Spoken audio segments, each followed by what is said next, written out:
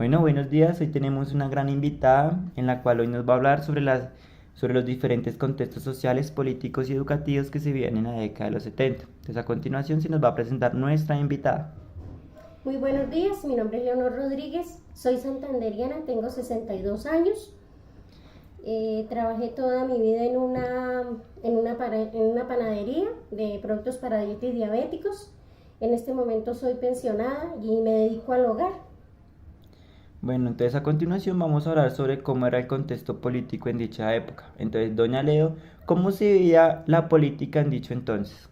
Pues en ese entonces era mucho el conflicto que había entre liberales y conservadores, peleaban mucho.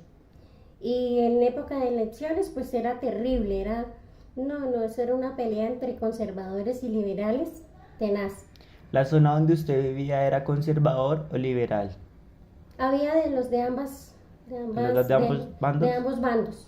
Y en ese entonces habían grupos armados ilícitos como guerrillas o paramilitares. Pues la verdad, en ese entonces yo no me acuerdo que nombraran esas palabras guerrilla ni nada, le decían los chusma, los chusmeros o los muchachos, que subían, una tía tenía una finquita en el campo y subían por allá, entonces le pedían comida a mi tía les daba, pero ese era uno era eso, pero nunca de guerrilla, nada como ahora, solo chusma, ¿Y la religión influía en la política? que yo sepa no. ¿Y cómo se vivían dichos actos religiones en esa época? La Semana Santa, la Navidad. Pues allá es muy bonito, no sé en este momento porque yo ya llevo casi 40 años viviendo en Bogotá, pero allá muy bonito, la Semana Santa muy bonito, la gente no trabaja, lo que es la semana, empieza la Semana Santa, no trabajan para nada, la pasan en las iglesias, en las procesiones, ¿cómo se llama esto? Acá, en Eucaristías campales. Ah, bueno, doña Leo, ya dejando como ese ámbito social, vamos a entrar más en el ámbito educativo. Entonces, ¿usted hasta qué grado realizó? Yo hice hasta sexto nada más. ¿Y por qué no terminó todo el bachiller académico? Pues porque desafortunadamente éramos bastantes y mi papá dejó a mi mamá y pues mi mamá sola no nos podía sacar adelante. Y entonces no, por ese motivo no se podía. Y en ese entonces la mayoría de gente que yo sepa no era que estudiaran mucho, pero los que medio estudiaban era porque medio tenían los medios. La religión, bueno, el catolicismo influía en el ámbito educativo.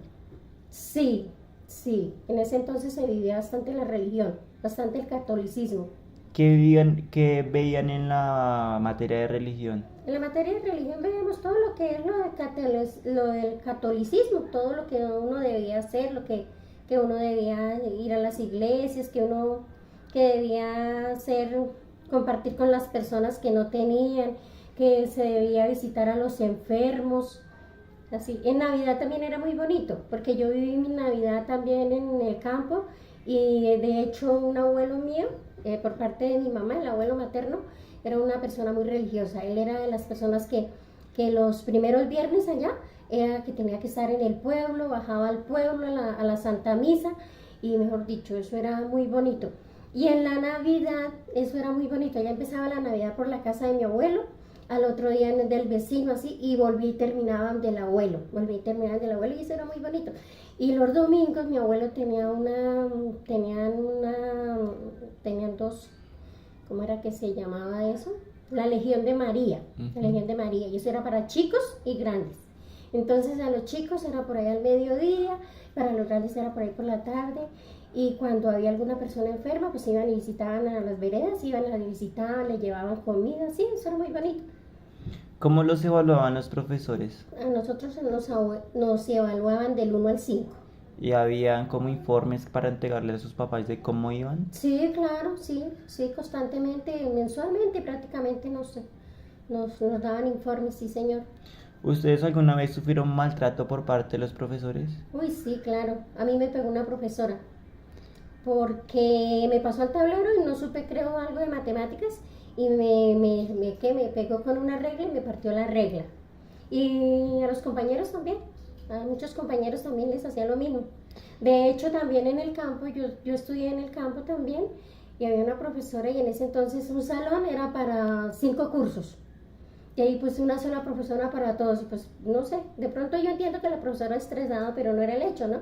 Le pegó a un compañerito con una vara de rozo. Y, y pues supe que los papás fueron por allá, eso hubo para hasta demanda por ese problema.